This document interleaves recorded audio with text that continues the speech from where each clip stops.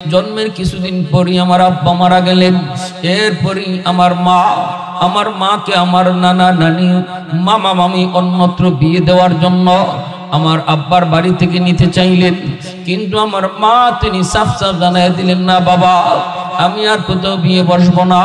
আল্লাহ আমার একটা মালিক দিয়েছে, আল্লাহ আমাকে একটা সন্তান দিছে, আমি আমার সন্তানের চেহারা দেখা জীবন যৌবন কাটায় দিব, আমি আর কোথাও বিয়ে বসবো না।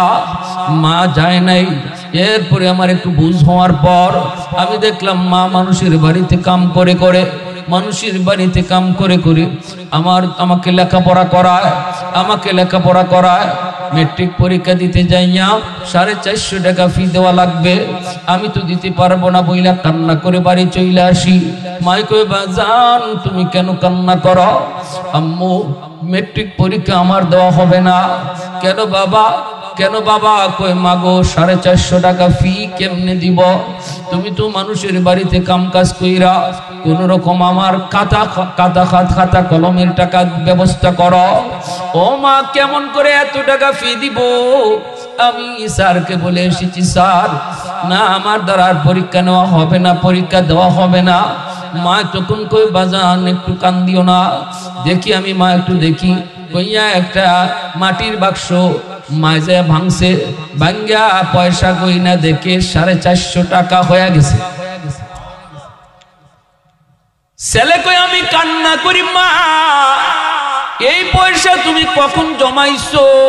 কেন জমাইছো গো মা? মায় কইতেছে, বাজান আমার যেই বাড়িতে কাম করি বাড়ির মালিক 2টা ডিম দিত, একটা ডিম আমি তোমারে খাওয়াইতাম রাতের বেলা, মনে পড়ে? ছেলে কো, হ্যাঁ আম্মু, আরেকটা তো তুমি খাইতা। মায় কই, বাবা আমি তোমার সামনে কোনোদিন ডিম খাই নাই, তোমাকে বুঝাইছি আমি ডিম খাইতেছি। এই ডিমটা নিয়ে আমি পাশের রুমে চলে যাইতাম, এই ডিম আমি খাইতাম না। এই ডিমটা পরের দিন আমি এক লোকের কাছে বিক্রি করে দিতাম, আর এই ডিমের টাকাটা জমায় রাখতাম। এই চিন্তা করে একদিন আমার সন্তানের হয়তো বা কিছু বেশি টাকার দরকার লাগতে পারে। ছেলে কান্দে কই, মা নিজে ডিম না খায়, নিজের অংশটা না খায় তুমি পয়সা জমায়া আমাকে পরীক্ষা দেওয়াইছে মা। ওই ছেলে কান্দে আর কই, শোনো, এরপরে আমি যখন কলেজে গেলাম, আমি যখন একটু বুঝ হলো, প্রাইমারি স্কুলে আমি দেখতে পাইলাম আমার মার একটা চোখ নাই। আমি দেখতে পেলাম মার একটা চোখ নাই। আমি বলতাম, মা গো তোমার চোখটা গেল কই? এই চোখ কি হয়েছে? মা কই, কিছু হয় নাই। মা আমারে কোনোদিন কইতো না চোখটা কি হয়েছে, কোনোদিন মা কইতো না, কিন্তু দেখলে ভয় লাগতো। স্কুলে গেলে পরে আমার ক্লাসমেটেরা কইতো, তোর মারে আসতে না করবি, তোর মার একটা চোখ নাই, দেখলে ভয় লাগে। আমি মাকে বলতাম, মা তুমি স্কুলে আয়ো না, কিন্তু মা কইতো, বাজান সারাদিন তোমারে না দেখলে আমি মা থাকতে পারি না, কারণ পৃথিবীতে আমার কেউ নাই, একমাত্র তোমাকে স্বপ্ন নিয়ে আমি বেঁচে আছি। এই অবস্থায় মা, আমি কলেজে গেলাম, কলেজও মা দিনের বেলা একবার আমাকে দেখতে আসতো। এরপর আমি ঢাকা ইউনিভার্সিটি চলে গেলাম, সেখানে যে আমি পড়ালেখা ভালো করলাম, একটা টিউশনি করে নিজের খরচ জোগাইলাম। সুন্দর একটা মেয়ের সাথে পরিচয় হলো, বড় লোকের মেয়ের সাথে পরিচয় হলো। এই পরিচয়ের পর আমি তার বিয়ে করে ফেললাম। বিয়ে করে আমি শহরেই থাকলাম, শহরেই আমি বউ নিয়ে থাকতেছি। আমি তো মাকে ভুলে গেছি, আমি তো মার খবর নেই না। এইদিকে মাসকে মাস চলে যায়, বছরকে বছর চলে যায়। আমার মা আমার জন্য চিন্তা করে, কল্পনা করে, অপেক্ষা করে। ঈদের চাঁদেও আমি বাড়ি যাইতাম না, আমি মাকে ভুলে গেলাম। এক পর্যায়ে আমার মা মানুষের কাছ থেকে ঠিকানা নিয়া আমার দরজার সামনে এসে হাজির হয়ে গেছে। আমি যখন দরজা খুইলা দেখি মা লাঠিতে ভর দেওয়া। আমি তখন মাকে দেখা আমার দিল নরম হলো না, তখনও আমার দিল বড় শক্ত। আমি মারে কইতেছি, মারে তুমি কেন আইছো? তোমার একটা চোখ নাই, দেখলে ভয় লাগে। আমার বিবি, আমার স্ত্রী যদি তোমাকে দেখে সেও তো ভয় পাবে। মা তুমি কেন আইছো? আমি যখন এই প্রশ্ন শুরু করে দিছি তখনই মা আসমানের দিকে হাত উঠে কই, বাজার আমি তোর বাড়িতে থাকতে আসি নাই, আমি তোর বাসায় থাকতে আসি নাই, আমি শুধু আসছি এক নজর তোমার চেহারাটা দেখার জন্য। এই বইলাম মা চলে গেল। বদুয়া দিল না মায়, তখনও বদ্ধ দিল না, চলে গেল মায় গ্রামে। বেশ কিছুদিন পর আমার পাশের গ্রামে একটা অনুষ্ঠান, এই অনুষ্ঠানে আমাকে অতিথি করা হলো, মেহমান হিসেবে দাওয়াত দেওয়া হলো। শহর থেকে আমি গেলাম পাশের গ্রামে। এইবার আমি মনে মনে ভাবতেছি পাশের গ্রামটাই তো আমার নিজের গ্রাম, একটু মারে একটু দেখে যাই। আইসি যখন একটু দেখে যাই, আসলাম মাকে দেখার জন্য। বাড়ির ভিতরে ঢুইকে দেখি দরজা বন্ধ, দরজা লাগানো। আমি ডাক দিলাম মা কইয়া, কিন্তু দরজা কেউ খুলে না। আবারও ডাক দিলাম, কেউ দরজা খুলে না। একটা পর্যায়ে একজন মহিলা দরজা খুলছে। এই মহিলাকে আমি কোনোদিন দেখি নাই, চিনিও নাই। তারে আমি বললাম, মা কই? আর আপনি কেডা? মহিলায় কয়, আপনি বাড়ির মালিক? বলেছি। মা কই? কয় আপনার আম্মা আজ থেকে 1 সপ্তাহ আগে দুনিয়ার জগৎ ছেড়ে চলে গেছে। যাবার সময় বারবার শুধু বলছিল, আমাকে এক নজর আমার সন্তান দেখাইবানি। যেই সন্তানের কারণে আমি মার সাথে, বাবার সাথে, ভাইয়ের সাথে যাই নাই, যেই সন্তানের কারণে জীবন যৌবন কাটিয়ে দিলাম, একটা নজর মৃত্যুর আগে আমার সন্তানকে দেখাইবানি। কিন্তু কে আপনারে কই পায়? মা তো বিদায়। এই যুবক বলতেছে, তখনই ওই মহিলা বলতেছে, আপনার মা দুনিয়া থেকে বিদায়ের আগে আমার কাছে একটা চিঠি দিয়ে গেছে, আর বলছে কোনদিন যদি আপনি আসেন আপনার হাতে যেন এই চিঠিটা আমি পৌঁছায়া দেই। এই যে নেন আপনার মায়ের চিঠি। যুবক বলে আমি চিঠিটা খুললাম। চিঠিটা খুইলা দেখি আমার মায়ের হাতে লিখা। মা লিখতেছে, বাজান রে, কোন দিন মার খবর নিতে গ্রামে আইবা জানি না, কিন্তু বাবা মার একটা চোখ নাই, এই কারণে মাকে ঘৃণা করতাম। কোনদিন মাকে ভালো করে জিগাও নাই, মা তোমার চোখটা গেল কই?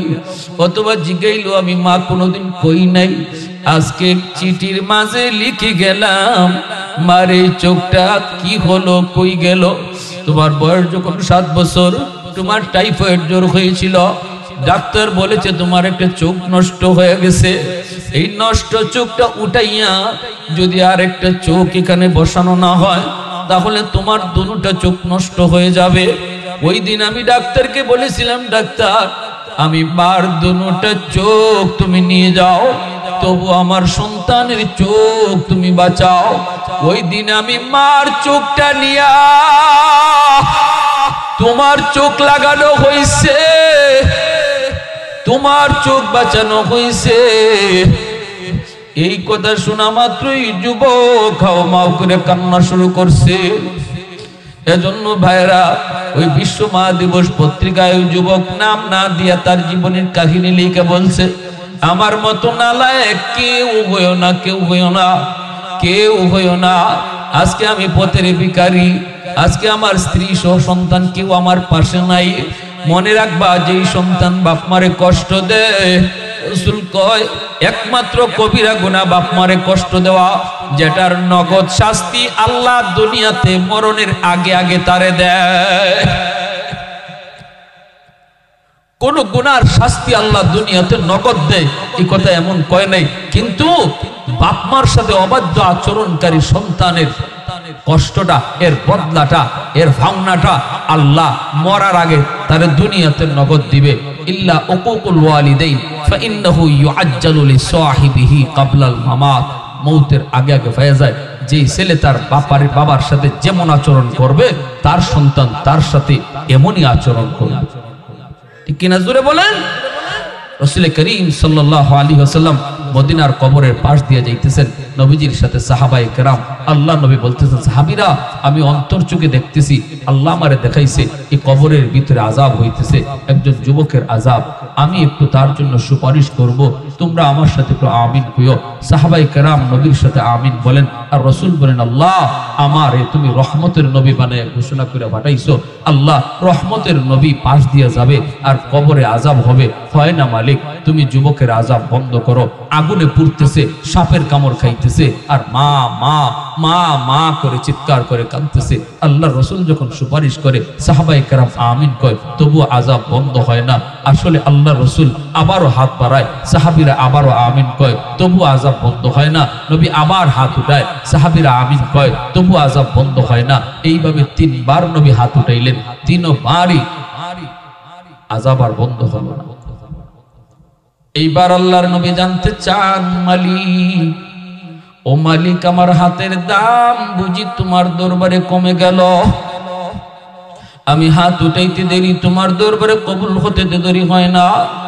আমি 3 বার যুবকের জন্য সুপারিশ করলাম, কিন্তু কবুল হয় না, ভুলটা কোথায় আমার? আল্লাহ পাক তখন জানায় দে, বন্ধু তোমার কোনো ভুল নাই, বন্ধু তোমার হাতের দামও কমে নাই।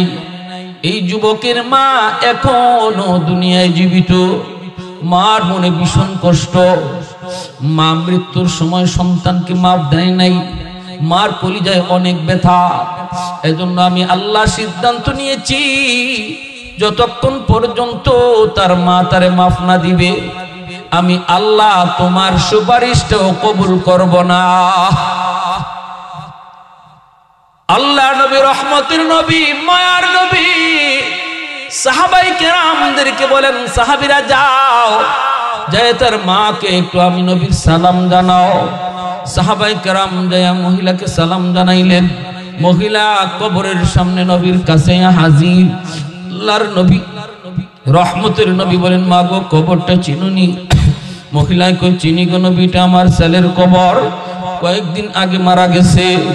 আল্লাহর নবী কয়, ছেলে বুঝি তোমারে ভীষণ কষ্ট দিছে, ছেলে বুঝি তোমারে অনেক যন্ত্রণা করছে, এজন্য ছেলে কবরের মধ্যে আযাব ভোগ করতেছে, আগুনে পুড়তেছে, সাপের কামড় খাইতেছে, আর মা মা করে চিৎকার করে কান্দে। কেউ দেখে না, কিন্তু আল্লাহ আমাকে দেখায়া দিছে কবরের আযাব আসেনি না নাই। দেখবেন মাঝে মাঝে কবরের স্থান থেকে গরু ছাগল দৌড় দেয়, মানুষ টের পায় না, মানুষ টের পায় না, মানুষকে আল্লাহ কবরের আযাব টের পাওয়ায় না। যদি মানুষ কবরের আযাব টের পাইতো, তাহলে দিনের বেলাও কেউ কবরের পাশ দিয়ে যাওয়ার সাহস করতো না। ওই দেখা যায় কবর, এতটুকু দূরেও কেউ বাড়ি বানাইতো না। যদি কবরের আযাব আল্লাহ মানুষকে দেখাইতো, দুনিয়ার নিজাম বন্ধ হয়ে যেত। এজন্য আল্লাহ কবরের আযাবটা মানুষের চোখের আড়াল করে রাখছে। ছেলে যদি মার কবরের আযাব দেখে, তার তো ব্যবসা বাণিজ্য ভালো লাগবে না, তার খানা পেটের ভিতরে যাবে না। বাবার কবরের আযাব যদি দেখে, দুনিয়ার নিজাম আর চলবে না। এজন্য আল্লাহ দুনিয়ার নিজাম ঠিক রাখতে যাইয়া কবরের আযাব মানুষের চোখের আড়াল করে দিছে, গরু ছাগল টের পায়। এজন্য দেখবেন মাঝে মাঝে কবরস্থানের পাশ থেকে গরু দৌড় দেয়, ছাগল দৌড় দেয়, ওরা টের পায় কবরের ভিতরে আযাব হইতেছে। ওই যুবকের ব্যাপারে নবী যখন মাকে বলেন, মা গো আমি আল্লাহর কাছে সুপারিশ করেছি, 1 বার নয় 3 বার, কিন্তু আল্লাহ আমার সুপারিশ কবুল করে নাই। আল্লাহ সাফ সাফ জানায় দিছে, তুমি যদি মাফ না করো, তাহলে আল্লাহ তোমার সন্তানকে মাফ দিবেন না, আমার সুপারিশও কবুল করবেন না। এজন্য যুবক একটু কৌতো দেখি, যেই মারে তুমি বাদ দিতেছো না, বাবারে বাদ দেও না। মারে আলগা করে দিছো, বাবারে আলগা করে দিছো, অথবা নিজে আলগা খাও, মার খবর রাখো না। তুমি বলো, এবার বলো, বলো আব্দুল কাদের জিলানীর ঘরে আইনা যদি দোয়া করাও, দোয়া কবুল হবে না। যদি বাপ মার কলিজায় ব্যথা থাকে, কারণ এখানে ওই যুবকের ব্যাপারে মার কলিজায় ব্যথা, সুপারিশ করতেছেন রহমতের নবী সরওয়ারে দু জাহান। তবু আল্লাহ কই, বন্ধু তোমার সুপারিশও কবুল হবে না যদি মা তারে মাফ না করে। মসজিদের ইমাম সাহেব আইনা প্রতিদিন দাওয়াত খাওয়াইলো, আল্লাহ খুশি না, আল্লাহ খুশি হবে না, আল্লাহ খুশি হবে না। যদি পাশের করে মার কলিজায় বাবার কলিজায় বেঁচা থাকে, আর যদি বাপ মায় তোমার জন্য দোয়া করে, এ যুবক বড় পীর আব্দুল কাদের জিলানী, হাজারো আব্দুল কাদের জিলানী তোমার ঘরে আইনা তুমি দাওয়াত খাওয়াইয়া দোয়া করতে কইছো, তারা দোয়া করলো, কিন্তু এই দোয়া কবুল হবে কি হবে না কোনো গ্যারান্টি নবী দেন নাই। কিন্তু আল্লাহর নবী গ্যারান্টি দিয়েছেন, যদি মায় অথবা বাবায় তোমার জন্য হাত উঠায়, এই দোয়া তোমার জন্য কবুল হবে। রহমতের নবী গ্যারান্টি দিয়া দিছে। দোয়া করে দোয়া কবুল হবে কি হবে না গ্যারান্টি নেই, কিন্তু বাপ মার দোয়া কবুল হবে এই গ্যারান্টি আমার রাসূল দিয়ে দিছে।